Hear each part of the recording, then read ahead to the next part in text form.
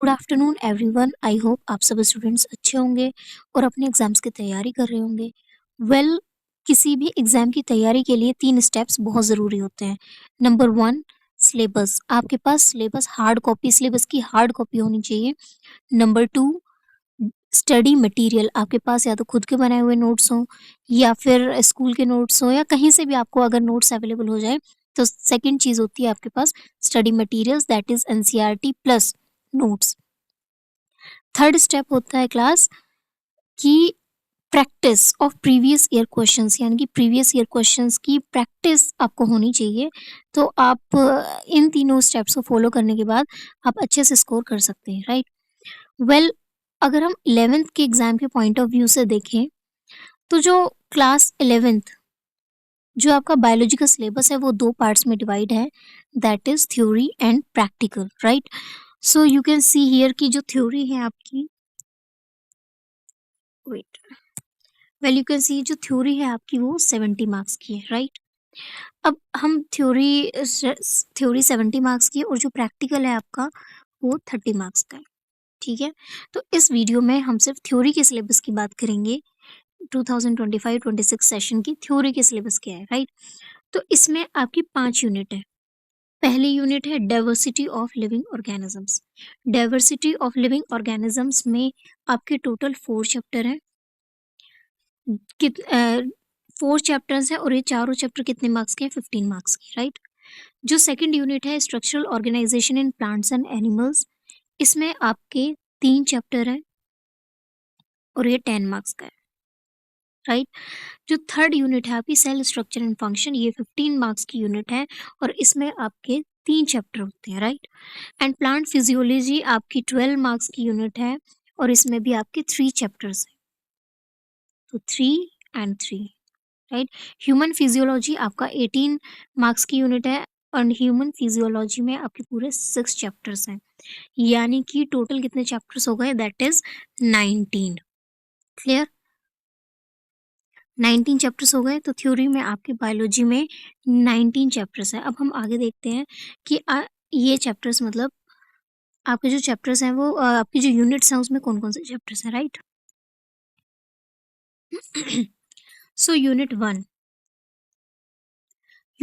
Diversity of living organisms. Diversity of living organisms में सबसे पहला चैप्टर है द लिविंग वर्ल्ड। इसमें नॉमेनक्लेचर सबसे इंपॉर्टेंट टॉपिक है, वेरी वेरी इंपॉर्टेंट टॉपिक। बाकी हम जैसे जैसे चैप्टर्स कवर करेंगे, unit wise chapter wise cover करेंगे, वैसे हम इंपॉर्टेंट टॉपिक्स और डायग्राम्स आपके साथ डिस्कस करेंगे। क्लियर? तो चैप्टर 1 है the living world and the second chapter is biological classification. तो biological classification is second chapter and third chapter is plant kingdom. Clear?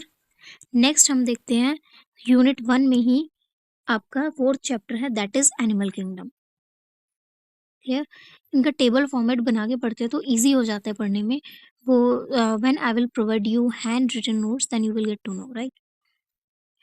Next is next unit is structural organisation in plants and animals. इस unit में पहला chapter है morphology of flowering plants and second chapter है anatomy of flowering plants. Third chapter है structural organisation in animals. Clear? तो ये second unit के chapters हैं। एंड देन आपकी आती है यूनिट थर्ड। यूनिट थर्ड है that is cell structure and function. Unit third में पहला चैप्टर है cell, the unit of life, the unit of life. And second chapter है आपका that is biomolecules. Third chapter है the cell cycle and cell division. Clear? Next आती है unit fourth. Unit fourth में class, unit fourth में आपका पहला chapter है photosynthesis in higher plants and next chapter है आपका respiration in plants and then है आपका ग्रोथ एंड डेवलपमेंट।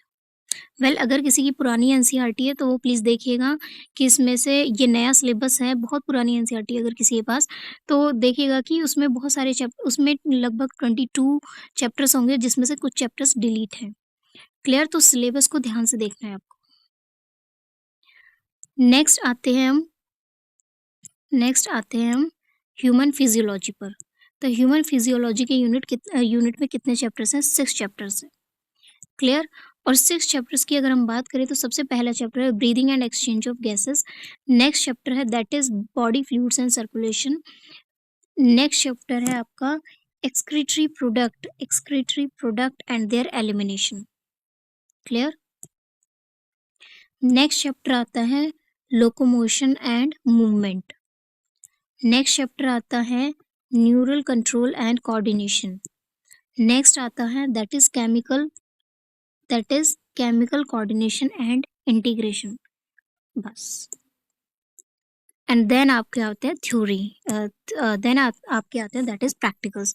वेल, इस वीडियो में हम बस थ्योरी के सिलेबस की बात करी है हमने। हम प्रैक्टिकल्स के सिलेबस की बात हम नेक्स्ट वीडियो में करेंगे। Thank you.